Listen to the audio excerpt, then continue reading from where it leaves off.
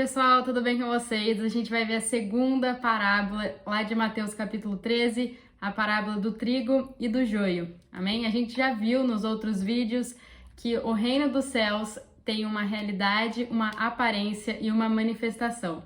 A realidade é a igreja, porque Cristo ainda não reina sobre toda a terra, mas ele já reina na vida da igreja.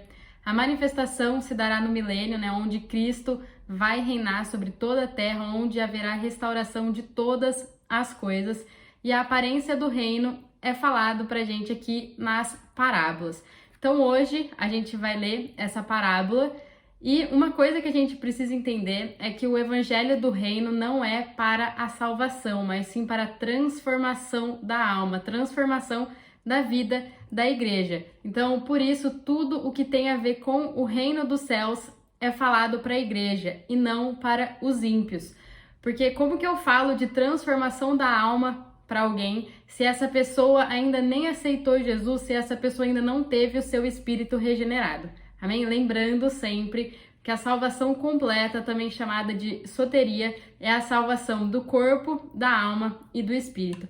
Então, aceitando Jesus como Senhor e Salvador, nosso espírito é regenerado, mas a nossa alma não. Então, nossa alma precisa ser transformada através da palavra. Deixar a vida que está no meu espírito fluir para minha alma, Isso inclui renúncias, isso inclui sair de mim mesmo, E deixar Cristo me encher. E o nosso corpo será ressuscitado, eternizado e glorificado. Amém? Então, gente, peguem a Bíblia de vocês, Abram ela, para vocês irem comigo acompanhando a leitura, isso é importante, amém? Então vamos lá para o Evangelho de Mateus, capítulo 13, versículo 24 a 30. A gente vai ler e depois a gente vai ler o versículo 36 a 43, que é a explicação dessa parábola, amém? Então é realmente a Bíblia explicando a própria Bíblia. Propôs-lhe outra parábola, dizendo: o reino dos céus é semelhante.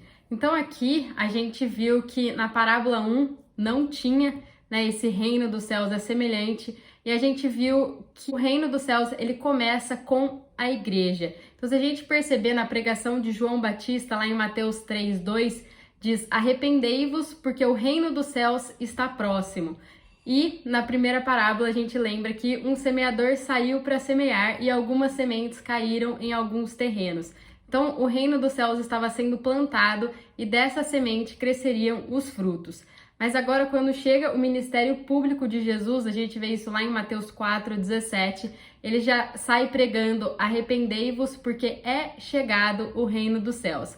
Então, o reino chegou nele, Jesus é o primeiro trigo. Lá em João 12, ele diz, no versículo 24, que se o grão de trigo caindo na terra não morrer, fica só, mas se morrer, dá muito fruto.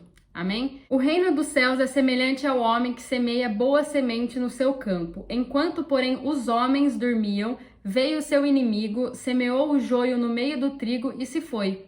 Quando o trigo cresceu e frutificou, apareceu também o joio. Então, indo ter com ele, os servos do dono do campo lhe disseram: Senhor, não semeaste tu no teu campo boa semente? Como então está cheio de joio? Respondeu-lhes ele: um inimigo fez isso. Perguntaram-lhe os servos: queres que vamos arrancá-lo? Ele, porém, disse-lhes: não, para que ao colher o joio não arranquem também o trigo com ele, deixar crescer ambos juntos até a colheita. Por ocasião da colheita, direi aos ceifeiros: colhei primeiro o joio, amarrai-o em feixes para queimar, então colhei o trigo e guardai-o no meu celeiro. Então aqui a gente viu essa parábola, que Jesus ele falou para a multidão, e também para os discípulos. E agora vamos ler a explicação dessa parábola que está lá no versículo 36. Então, tendo despedido a multidão, foi Jesus para casa, e chegaram ao pé dele os seus discípulos, dizendo: explica-nos a parábola do joio. E ele respondeu: o que semeia a boa semente é o Filho do Homem. Então, o reino dos céus é semelhante a um homem que semeia boa semente no seu campo. Quem semeia essa boa semente é o Filho do Homem, é Jesus. O campo é o mundo, e a boa semente são os filhos do reino, o joio são os filhos do maligno. Então, o campo é o mundo, né? E a igreja está no mundo. A boa semente são os filhos do reino e o joio são os filhos do maligno. O joio aqui, gente, são crentes, pessoas que estão na igreja, mas que atuam como filhos do maligno. São pessoas soberbas, arrogantes, que não se submetem a nada e nem a ninguém, né? São aquelas autossuficientes. São as pessoas que estão na igreja, mas ainda estão com o pé no mundo, né? Andam na carnalidade, humilham as outras pessoas, se sentem superiores, né? Então, realmente vivem de aparências, né? Na igreja é de um jeito e depois fora da igreja, chega em casa, trata mal todo mundo, tá? E o trigo são esses crentes genuínos, são aqueles que amam mais a Deus do que eles próprios, são aqueles que realmente fazem a vontade de Deus, né? Que renunciam todas as suas vontades e seus desejos para que a vida de Deus se expresse através dele, amém? Trigo é o produto que a semente que caiu no coração bom produziu. Lembram da parábola do semeador, do coração bom? Então, mas qual é a diferença entre eles, né? Na verdade, essas duas sementes são muito parecidas, né? Elas são muito semelhantes, elas crescem ao mesmo tempo. Aqui realmente tem mais um indício de que essa parábola está falando de pessoas salvas, né, de pessoas que estão dentro da igreja, porque ao primeiro olhar a gente não consegue distinguir o que é trigo e o que é joio. A gente consegue ver aqui no versículo 26 que somente quando o trigo cresceu e frutificou que também conseguiram ver o joio. Então essas duas sementes são muito parecidas, né? Elas se vestem igual, louvam, falam amém, dão graça e paz. Então elas não são os ímpios, porque a gente consegue ver de primeira, né, quando a pessoa é do mundo e quando a pessoa é da igreja, amém? Então, quando, né, essas sementes, elas se diferenciam na hora do fruto, então na hora de frutificar. O joio, ele produz o fruto da carne e o trigo, os frutos do espírito. Então, o trigo produz o alimento, né, o que nos dá vida, o que nos sustenta, e o joio é venenoso. Ao a gente ingerir, ele dá náusea, dá sonolência, tá? Então, vocês conseguem perceber aqui a diferença. Versículo 39. E o inimigo que a semeou é o diabo. A colheita é o fim do mundo e os ceifeiros são os anjos. Então, né, Jesus semeou boa semente no seu campo, né, mas quando os homens, né, aqueles que trabalhavam para ele, dormiram, veio o inimigo e plantou o joio nessa erva daninha. Então, aqueles que deveriam vigiar, cuidar do campo, né, a liderança, os trabalhadores, dormiram e nem viram que o joio estava sendo semeado. Nós, né, que pregamos a palavra, a gente vigia realmente ministrando essa palavra viva, esse alimento que dá sustância, que fortalece realmente o evangelho limpo. Porque se tivesse a palavra, né, se todos estivessem sendo fortalecidos nela, ao se deparar com heresias, com ensino enganosos, religiosidade, a igreja iria perceber a diferença, iria perceber que estava sendo alimentada e ensinos diferentes do que ela estava acostumada. Amém? Depois, os servos do dono foram, né, falar com ele, dizendo, olha, tá cheio de joio aqui, né? Você não tinha semeado uma boa semente? O que será que aconteceu, né? Então, você quer que a gente vai lá arrancar, né, tirar esse joio do meio do trigo? E o dono do campo fala que não, né, que é para eles terem calma, porque como a gente viu, essas duas sementes, elas são muito parecidas e se tirar elas antes da colheita, antes de estarem maduras, antes de frutificarem, corria o risco de arrancar também o trigo junto com o joio. Porque somente na maturação, somente quando elas florescem, a gente consegue ver a diferença. E uma coisa também muito importante é que quem separa joio de trigo são os anjos. Então isso não é tarefa nossa, não é pra gente ficar apontando o dedo, falando, ah, esse aqui é trigo, esse aqui é joio. Vamos examinar as nós mesmos. Amém? Versículo 40. Assim como o joio é colhido e queimado no fogo, assim será na consumação do mundo. Mandará o Filho do Homem, os seus anjos, e eles colherão do seu reino tudo o que causa pecado e todos os que praticam o mal. Então, mandará, né, o Filho do Homem que os seus anjos colham. Da onde? Do seu reino. E aonde Jesus já reina? Na vida da igreja. Então, essa parábola não está falando de justos e ímpios, mas sim de salvos. Amém? E serão lançados na fornalha de fogo, onde haverá pranto e ranger de dentes. Então os justos brilharão como o sol no reino de seu Pai. Quem tem ouvidos para ouvir, ouça. Então aqui a gente consegue ver claramente aqui que o joio será lançado na fornalha de fogo e o trigo, né, que são os justos, eles brilharão como o sol no reino dos céus. O joio será lançado na fornalha de fogo, onde haverá prantos e ranger de dentes. este versículo está falando do dano da segunda morte, né? Porque como a gente viu, essa parábola está falando com salvo, com a igreja e não com os ímpios. Lá em Apocalipse 2:11 nos diz: quem tem ouvidos para ouvir, ouça o que o Espírito diz à igreja.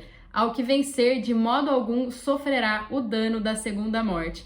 Mas o que é essa segunda morte, né? Apocalipse 21:8 nos diz que a segunda morte é o lago que arde com fogo e enxofre. A pessoa que foi salva, ela não sofrerá a segunda morte, mas isso não garante que ela não sofrerá o dano da segunda morte. Percebe a diferença? Então, quando tudo isso vai acontecer? Na manifestação do reino dos céus, no milênio. Então, durante o milênio, os cristãos que não vencerem sofrerão esse dano da segunda morte. Aqueles que amaram mais ao mundo, que estavam unidos com o mundo, com as coisas do mundo, o Senhor permitirá que eles passem por tudo isso a fim de discipliná-los.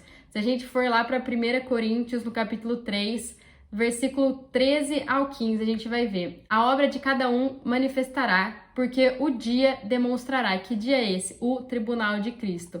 Pelo fogo será revelada, e o fogo provará qual seja a obra de cada um. Se a obra que alguém edificou sobre ele permanecer, esse receberá galardão. Se a obra de alguém queimar, sofrerá perda. O tal será salvo, todavia, como pelo fogo.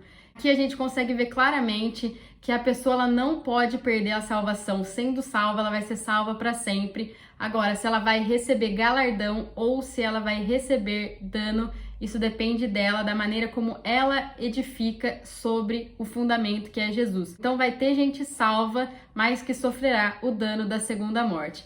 Lá em Mateus 7:21 nos diz: nem todo o que me diz Senhor, Senhor entrará no reino dos céus, mas aquele que faz a vontade do meu Pai que está nos céus. Então, se chama de Senhor é porque está salvo. Nenhum ímpio vai chamar Jesus de Senhor. Então, não é porque você está salvo que você já vai entrar no reino dos céus, percebe? Somente quem faz a vontade de Deus. E essa parábola está nos falando sobre isso. Isso aqui é realmente para mexer com a gente, né? Essas parábolas, elas são restauradoras, elas geram em nós arrependimento, né? Faz a gente pensar, né? Que tipo de crente que a gente está sendo. A gente está sendo crente joio, a gente está sendo crente trigo, né? A vida cristã, ela gera em nós desconforto, né? Esse evangelho fácil que as pessoas estão pregando não funciona.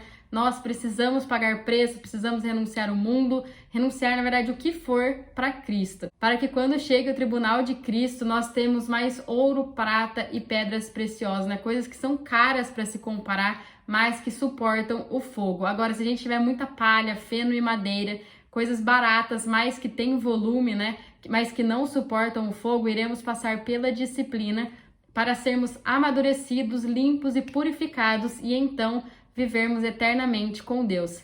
Então percebe, essa parábola aqui ela não tem nada a ver com a sua salvação, né? Mas sim com o reinar, com a disciplina. A gente precisa parar de ficar preocupado com a salvação, porque se a gente já aceitou Jesus como Senhor e Salvador, a gente está salvo, fim. Nada vai poder tirar isso da gente. Então agora a gente precisa começar a ficar preocupado com o reinar. Nós precisamos lutar para isso, precisamos de obras. Então a salvação vem pela graça e não por meio de obras, para que ninguém se glorie. Agora o reinar é o que a gente tem feito aqui nesse mundo, né? As nossas obras, o que a gente está edificando nesse fundamento que é Cristo. São as obras que passam pelo fogo ou são as obras que queimam rapidamente? Então, gente, vamos renunciar tudo por ele, porque a Bíblia nos diz que as aflições desse mundo, as dificuldades, a santificação não se compara com a glória que há de ser revelada. Então, porque na verdade, gente, tudo isso aqui não é fácil, né? Não é fácil. Isso envolve desconforto, envolve sair da nossa zona de conforto, porque a nossa carne, ela gosta sim dos prazeres desse mundo, mas ela precisa ser morta todos os dias para que a natureza de Deus se manifeste em nós. Amém? Então, fiquem com Deus e espero que vocês tenham gostado da parábola. Amém?